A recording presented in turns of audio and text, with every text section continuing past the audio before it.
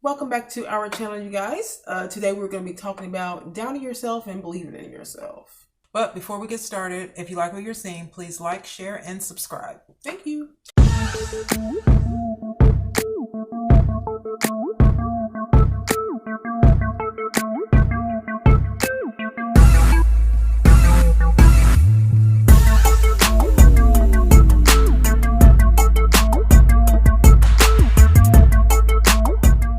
We were watching this, what's the name? Or we separately watched it, but Joe Rogan. You guys gotta watch Joe Rogan podcast. Yeah. He's the best podcast, I swear. Yeah. But he has great long conversations. Like I really would love to sit here and have like a 3-hour conversation. But I'm not sure people's attention span's there yet with us.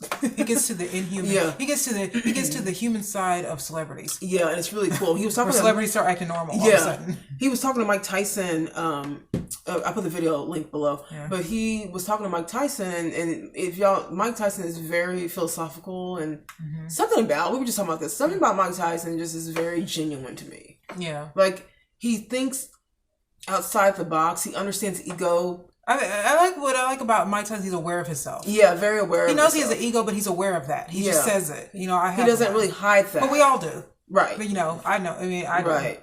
And so he's talked before about like, why do we doubt ourselves? Like, why do human beings doubt themselves so much? Right. You know what I mean? And I was thinking about this the other day that, for a long time, like, I never felt like I could really do anything. Right. Not really. You know what I mean? Like, I always felt like everything that I have done, it's always because I know how to do it. You know what I'm saying? Yeah. You know what I'm saying? Like, it's all because I know how to do it, not because I'm like, I was just kind of like, just living and not like thriving or striving. You know what I'm saying? So I kind of, I never really felt, I always doubted myself. I guess that's the best way to put it. I've always kind of doubted myself, on things. Like, not now, but like, I'm talking about in like the kind of like, not too long ago, not like years and years and years ago, but not like a few years back.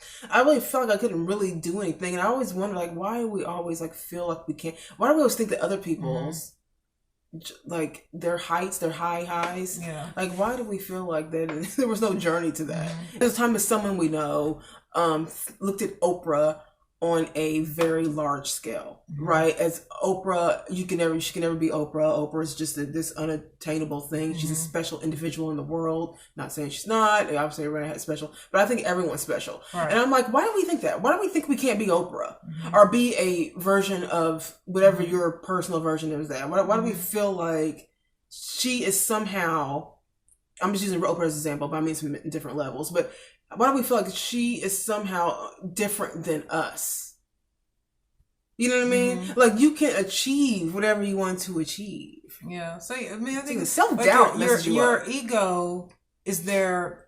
It can hurt you, but it's there to help you in a way. In your subconscious, it's one of those things where, whenever you want to shoot for the stars, your ego, your shadow self or whatever will try to protect you. Yeah. By making you sort of come back down to reality, so that you don't get your feelings hurt. Yeah. Because because whenever you want to thrive in life, there's always, and everybody goes through this, I don't care if you're Oprah or not, there's always this part of you that thinks it can't be done, even though you know you can do it. Yeah. You can do it. Yeah. But because you don't want to look stupid, and because we have society, you don't want to look stupid, you don't want to fail. Yeah. You know what I mean? Because one of the fears of being successful is you got to stay there. Yeah. And a lot of people who are there fear losing everything. And then you got to top yourself. Once you're successful, you got to kind of top yourself. Or you fear there's be someone who will top you. You know, there's always this, and then there's also the fear that you won't, that you'll never be as great as the great people that you look. Yeah. You know what I mean? That those people are very rare. And I think the thing about celebrity status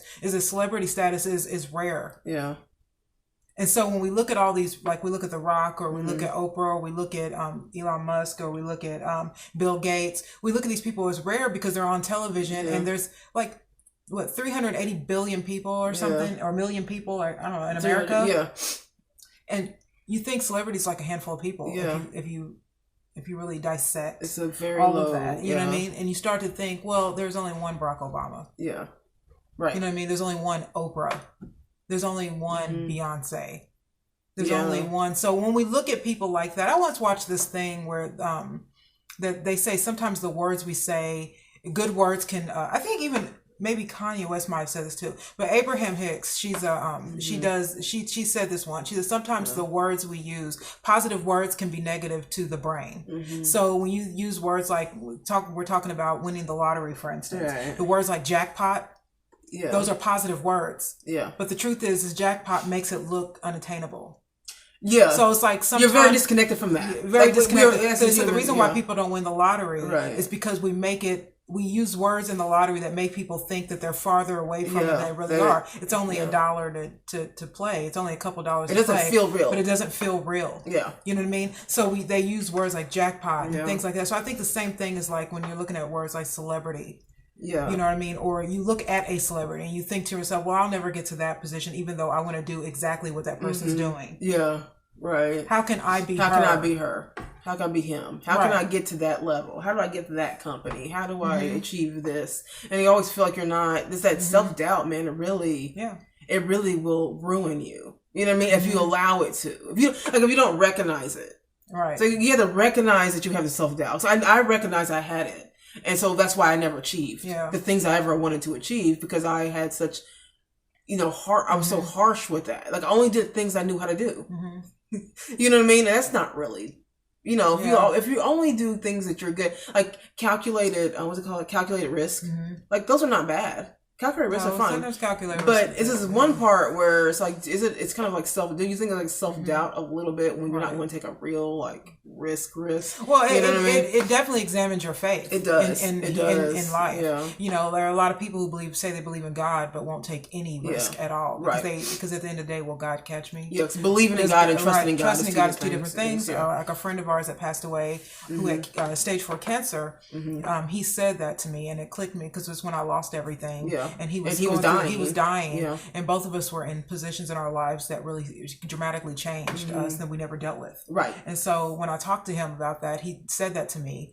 And he said, Kara, there are people who believe in God and they say believe in God, and there are people who trust. Very little people will trust in God. Most people will believe in God. And he was just like, I said, that is so true. It's true. And he was just like, and in this situation that we're in, and this is a man who's dying, essentially looking at me as himself in a way, because I was going through a situation where I wasn't dying, but my life had flipped over.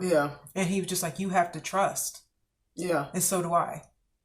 And that's just the way life is. Everything in life is not going to, you don't get rules when you come into the world. No. This is what's going to happen to you. This is who you're going to marry. This is how much you're going to weigh. This is what you're going to do for a living, because life is not a straight line. No, it's a whole journey. It's like an entire journey. And I think I think people want to take like the, everybody never wants to take the hard route. You know what I mean? Like, because people always say that, like you said, success is like this straight line. And it's really, that's what success looks like. It's like up and down. It's like a roller coaster. And that's what no one wants to do. No one wants to do that part of it. When it comes to spirituality, I've always been on that journey. And I've tried to find spirituality through, believing in God, believing in the universe, through Bible, things like that, even like with the Quran. And I've always tried to find what spirituality means and what resonates with you naturally. And get down to the bottom of it. You know what I mean? And what is it? Why are we here? Why are we here? What are we supposed to be doing? You know what I mean? Like why does it matter? And the thing is like, it is very hard to have it's very easy to have self-esteem on this earth, but it is hard to have godly self-esteem, because godly self-esteem, it tells you to ignore everything kind of around you and to focus on what is right, no matter what other people think or say or what the world looks around you. And most people want to look good, and unfortunately when you're trying to be successful, it's not that you don't look good. It's just that there's a lot of different elements that happen to you as you're going towards success. And sometimes it doesn't look like what you thought it was going to look like. And then you got to wonder what people think about you. And a lot of people aren't going to be, like a lot of people that you think are going to be in your corner aren't. Most family members aren't. Most of your best friends aren't. You know what I mean? And so I think that when people are going towards success, they find that out very quickly, that the people that you think care about you really aren't going to support you. They're not really. It's a hard pill to swallow for some people. I was telling Kara, I was talking to a guest in the hotel like a week ago, no, not even a week ago. And she does wigs, like she makes wigs and she does hair, right? And she's kind of getting into that business and she wants to have a wig company, and you know, she's showing me the build up of her website, you know, all that stuff. I thought it was really exciting. And she was young, she's a millennial, and I said, oh, well, you know, that's great. So you're gonna have, this is gonna be like a full like business. And she's like, yeah. I said, man, I said, you're just offhand. I said, man, your family must be proud, because it's always good to have. To start your own, especially she's a black woman also. So to start your own business is always good, particularly when you're black, because we need more black-owned businesses. And she was like, well, I wish my family liked it. I wish my family and, you know, friends thought, this is great. And I said, well, why wouldn't they think, why I don't understand. And she was like, well, I come from a family of scholars, right? And I myself, she has like a master's degree and all that stuff. And she's like, and I went a different route, which really made them mad. Now, she doesn't rely on them for money or anything. She's literally out there doing her thing.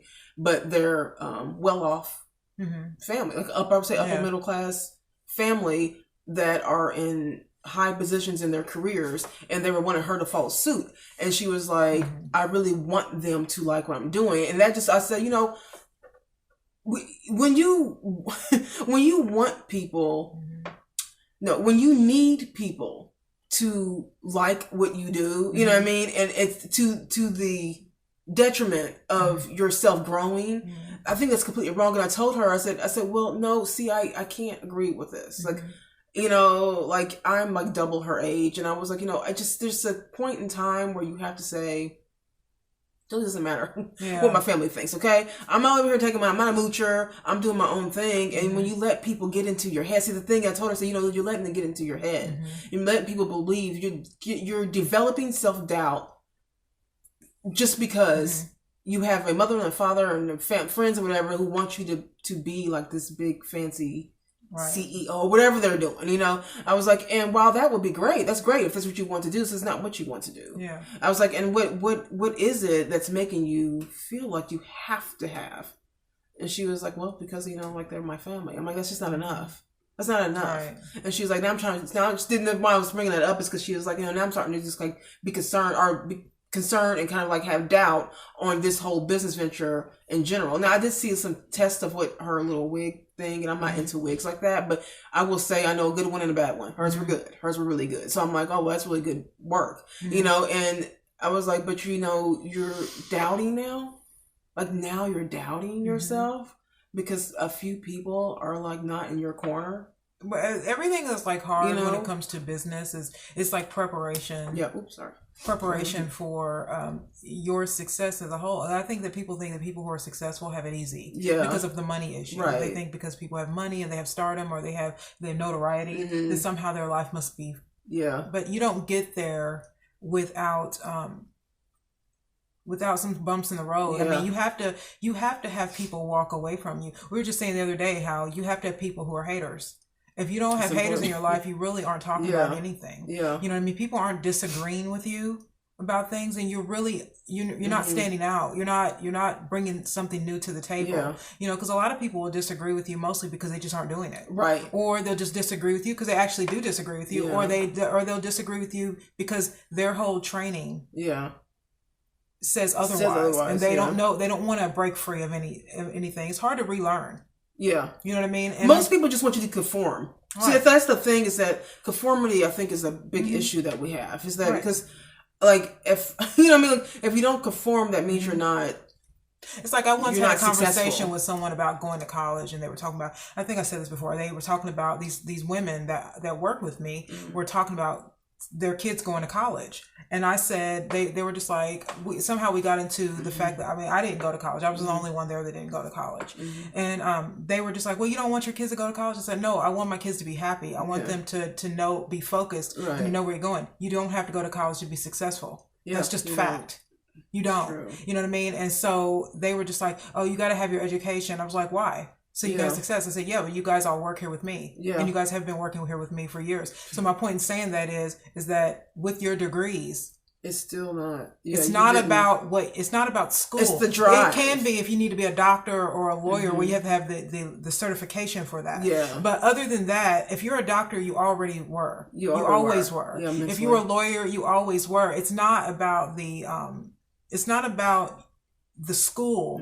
It's about who you are. Many people are in college. Many people go to college and are working behind cash registers. Yeah. And are going to be there right for a long time. There are people who have never even graduated high school and are millionaires. Because they believe in themselves. It's the believing yourself that really matters. So betting on yourself. But we do know somebody who is a wonderful entertainer. Like, wonderful entertainer. Like, can make money doing this stuff, right? But this person is really kind of conforming or falling back on that whole idea of, has something to fall back on. Like, I get the logic in that, but I just I have a whole nother philosophy when it comes to your fall back on. Like, I just think that means that you're not giving the first thing a chance. Like, you just don't want to fully give it the chance. So you're going to fall back on the plan B. Right. But anyways, this person is a really good entertainer, and it really should be an entertainment business. I'm be honest with you. Okay. Now I know that has to be a very tough business to get into because it's very fickle, and, we all get that, but I can't help but to notice how happy they are entertaining and how not happy they are doing this other thing. Yeah. And I'm like, why do we do that to ourselves? Why do we feel we have to stop ourselves and conform to what society's telling we have to conform to? Yeah. Why is that being made to be shameful? You know what I mean? Like, you're not conforming, you shouldn't be doing this, and then but that's where success though is. Yeah. And success is that's the point of success though, is when you're trying to be successful, all of these things make you face yourself. Right. Which is in turn very difficult. It's all internal. You know what I mean? The way you feel about yourself, it like pours out of you. You know what I mean? And the instant you do something different, let's just use working out for instance. The instant you start working out, it's uncomfortable. Most people aren't going to go back. No. Because being uncomfortable is the whole point of being uncomfortable, so things can change. Right. If your life is too comfortable, that's not good. Right. You know what I mean? Like my whole I used to think it was though. I used to think it was. Right, but comfortability is inner. It's a feeling of feeling good, being uncomfortable. So, like I was saying the other day, when the days that I always say that I work out, you know what I mean? The days that I don't want to work out, not the days when I do want to work out, which is quite often. I do want to work out, but when the days where I absolutely don't, it's not because I'm on my period. It's not because of any other reason except for I just don't feel like doing it. Right. Those are the days where I get comfortable, where I use that system, because otherwise, why are you not working out? Right. That's the whole point. The point is if you want things to change, things have to get uncomfortable for you for it to change. Right. If everything is comfortable, you never change. You stay the same. You know what I mean? And so, like I was saying, what we're saying about people are going to talk about you when you try to be successful. They are. When you do something outside of the realm of what society. If you're not doing nothing with your life, if you're not doing anything in your life, you are no threat to anyone. You're no threat to anyone. This is why people can be friends with. That's why they say birds of a feather. When you see a bunch of people who are just haters and they just want to talk about people all the time, and they don't ever want to tell you, never hear them talk about themselves, but they always want to talk about people all the time. It's because there is no threat to people when you're not doing anything in life. The instant you start doing something in life, then people are gonna try to make you feel bad, not because you're doing anything bad, because you make them see themselves. Which is what I told this girl. Right. I said, because it was specifically her parents. And I said, okay, well, she told me what they do for a living, and one was an accountant, the other one was a lawyer, right? And they're successful in their fields of work. However, she said this is not what they wanted to do in life. They had a whole nother, or individually they had other businesses they wanted to do. And they just said this was the conformity bar. Like, you have to, and so they didn't really pursue their dreams. And I told her, I said, this is what happens though. I was like, and I'm going to give you a nice little gem here, because I'm, again, double your age. And I'm going to tell you right now that when people get a little older, when we start getting older, I'm like in my 40s, I'm 43 and older, and we have not achieved anything. If you're one of those ones that haven't achieved anything, or you don't even have a thought of achieving anything, or you don't know what you're going to do, or even if you have a very successful life financially or in your business, but you never wanted to do that, those people become very bitter. And I said, so what you're probably experiencing right now is that, based off of what you're saying, that your parents might look at you and see that you're young, you're doing your thing, you're betting on yourself, you're out there you're not even asking for their money, you're out there doing your thing. She was in the hotel because she was like trying to sell her stuff, so she's kind of going around. And I was like, that to someone who is older, who is in a field of work they never wanted to do, can make people mad. Yeah. It can make them really mad. Like, damn it, I wish I could have done that. I wish I had just had the balls to better myself, to better myself and do something outside of whatever and do something I really want to do and be happy at doing it. And it makes me realize, and I told her, I said, I had been in retail for all of my, like, before I worked here. Like, I was in retail really my entire life. When I say my entire life, I'm not playing. I'm talking about high school. It was immediate. Like, right after high school, I went right into retail management. I worked my way up in that, and then I just kept going to retail. Like, it wasn't because I was so excited about retail and doing all of this. I was just really good at working. Right. And I never really wanted to do it. I said, and I spent a lot of time doing something I never wanted to do because I was too scared to even sit down and think to myself what I really wanted to do. And because I didn't even give myself any, like, I didn't even take inventory of the things maybe I might want to do because I was just so busy trying to conform and get paid and check by check and all this stuff. And it's just not the way to go. Yeah. It's just not the way to go. You have to just keep doing what you're doing and not care about what other people are thinking. If you're doing something in your life that is not hurtful to yourself or to others, if it's above ground morally and you're doing just fine in life, nothing bad, then that means that you should pursue that if that's what you really want to do. But don't let anyone tell you, not even your parents, y'all. Like, a lot of people disagree with that. You know what I mean? But not even your parents. Don't let them make you feel like you can't achieve, like you shouldn't do what you want to do. I mean, Earl Nightingale said that the opposite of success is not failure. The opposite of success is conformity. In our country, failure is part of success. So you have to have failure to success. So that's not. So to say that failure is the opposite of success is absolutely untrue, because in order to be successful, you have to have failure. But conformity is where it ruins you. Yeah. Because conformity says no matter how good I think I am, or no matter how much I want to shoot for the stars, I'm going to toe the line with what 90% of the world does. Right. Because I'm too afraid to face the ridicule, the failures, and that's cowardice. Yeah. And most people do live in a cowardice sort of way. Yeah. Because we're afraid to. I mean, you can see it in the way that we vote. You know what I mean? Most Black Democrats voted for Joe Biden and not Bernie Sanders. Right. And it's not because Joe Biden is some great politician. It's because he's just the same old thing. Yes, and as we get older, we become more conservative. No matter if you're a Democrat or Republican, as we get older, we become more conservative and we fight less and we conform more because we're getting older.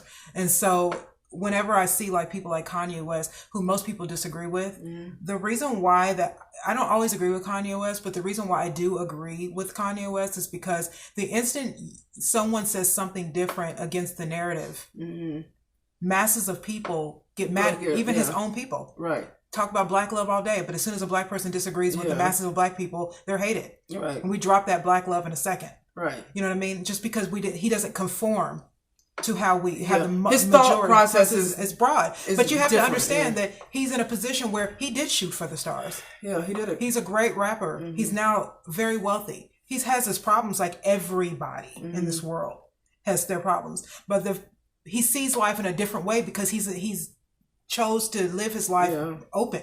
Right. And more he's done more with his life. He's done more in life than most people. Right. He's one of those people that actually had a dream and went for it. You know what I mean? So when you have a dream and you go for it, you become enlightened by new opportunities and new point of views. Because a lot of people don't know what their purpose is. Conforming and self-doubt and then conforming is the reason why it took me so long to get to where I'm at right now.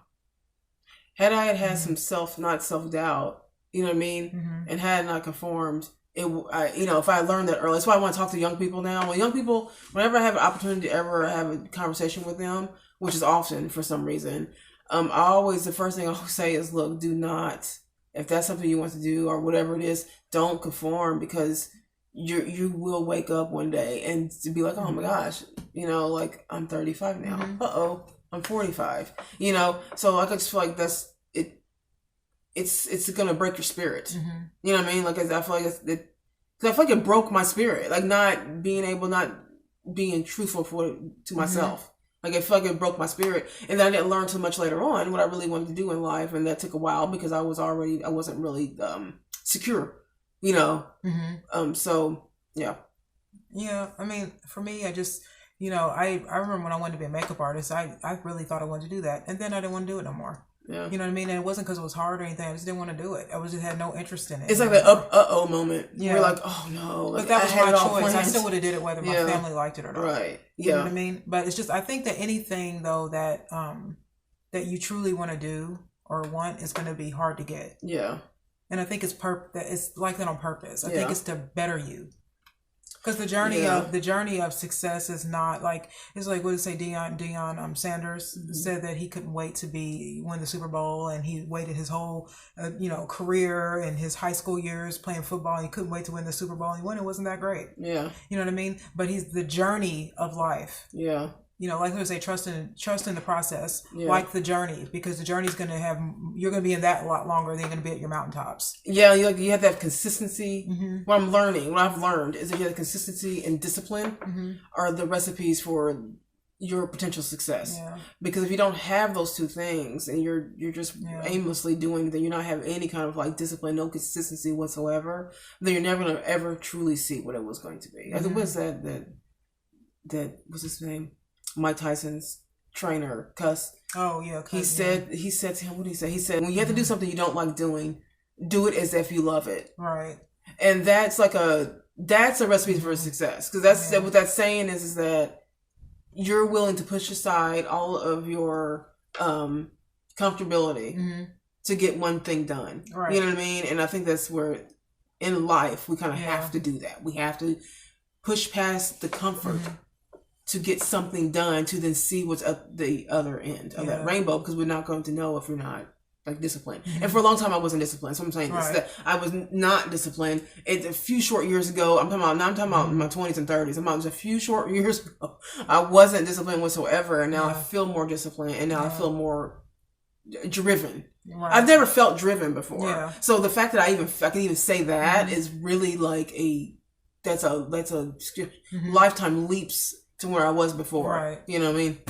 Yeah, I don't, I think when it was like, when we talk about things like when people become successful, they're so lucky. And I just don't believe in luck anymore. I think luck is discipline and consistency and preparation for an opportunity that's inevitable to be met. You know what I mean? As long as you're doing it daily and you're doing it consistently and you're doing it with, passion, eventually it's going to come. Yeah. It's going to happen. Yeah. You know what I mean? It's when you stop doing it and your energy level goes down. Like as soon as you stop doing something you say you're going to do, the whole energy level field starts to go down in that area, and then you'll never get that. And then you'll be saying successful people you look at, they're so lucky. They're not lucky. They just kept going. They just discipline, because success is not success is what you do daily. It's not where it's not a thing. Yeah. It's not like a place you're trying to get to. Destination. Yeah. Right. It's like, of course you want to be successful, as in you want money and you want the notoriety, but success is what you do daily. Yeah. You know what I mean? To get to that ultimate goal. So it's just like, even if, and it will help, if you think of it that way, it'll help you because it will help you to do what you want to do when it's not fun or it's boring or people aren't supporting you, because that's going to happen on your way to your goal. Anything you do, people aren't going to support you. Everybody's not going to clap for you. You're not going to have a lot of followers, or people are not going to, you're going to have a lot of setbacks and things like that. Things cost money, all those things. But as long as you know that you are equal to any successful person you admire at the present time, even though you're not where they are, then you will get there eventually. You're doing what they did to get where they are now. So you have to do something you've never done before to get the things that you want. So I know everybody's heard that before. So I actually did like that part where Mike Tyson actually did. It's a really good interview. Yeah, again, I'll link it below. But that part where he was talking about Jamie Foxx, and they were both, him and Joe Rogan were both talking about the fact that Jamie Foxx is he's good at anything. He's good at working out. He's good at acting. He's good at comedy. He's good at singing. And they were just like, right. And I think Mike Tyson said, everyone gets that spotlight. Yeah. He has a spotlight on him. Yeah. Because it's like the world is shining on him because he shows his gifts. Yeah. And he just does it. He chose he chose to do it. He's an all-around entertainer, and the spotlight, but we all get that. Yeah. We all will have that time. And so that's the point of, like I say, as far as luck is concerned, it is all just, it's just preparation. Yeah. It's preparation and meets opportunity, but also just consistency and dedication and passion and doing it all the time. And then eventually the spotlight will show up and you'll have that opportunity, and then it'll be time for you. That's why you got to do it. Cause it's nothing worse than, getting an opportunity and not knowing what to do. Yeah. And then not having, knowing what to do, but then not having the opportunity. It's like you kind of want it the other way around until you can get the opportunity. You want to be prepared for the big show. Right. You know what I mean? That's just what this time is. Whenever you're in this time between your goal and where you are, that's just your time to figure out out where you're going and just learning your craft daily and daily and daily, and the opportunity will always come and present itself. It always does. Let us know what you think about that. What are your ideas on all of this? Is the philosophy of life? Because I think about this stuff an awful lot. Kira does too. Like, we think about this kind of thing all the time, and just kind of interested to know what you guys think about it. So let us know. Make a comment below, and don't forget to like, share, and subscribe to our channel to help us grow. And that's it. Check out some more of our videos. I'll put them right there. All right, you guys. Have a good day. Bye.